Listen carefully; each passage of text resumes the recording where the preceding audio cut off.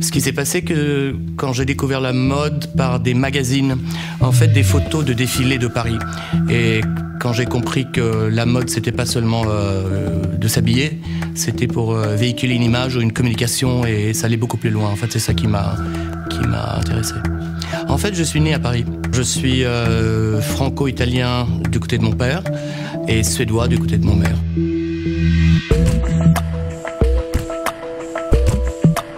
Alors l'inspiration des nouvelles collections, c'est pas forcément Paris, c'est il y a une certaine ambiance comme ça, mais je pense que c'est surtout les voyages et puis tout ce qui m'intéresse autour, films, peinture, lecture, etc. C'est ça qui me nourrit.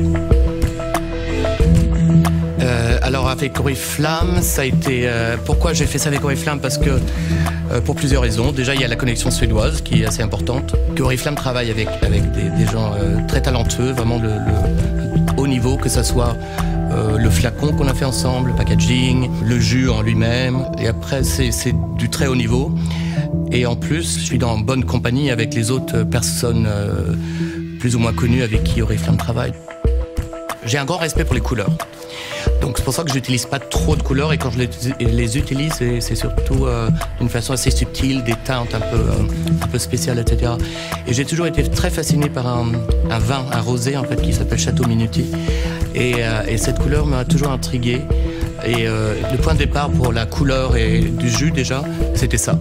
Et après on a continué à travailler autour et donc on s'est dit donc c'est quoi la couleur du flacon, le métal, etc. Donc en fait c'est un or rosé, un peu bronzé, enfin c'est assez spécial comme couleur mais extrêmement joli je trouve, vraiment.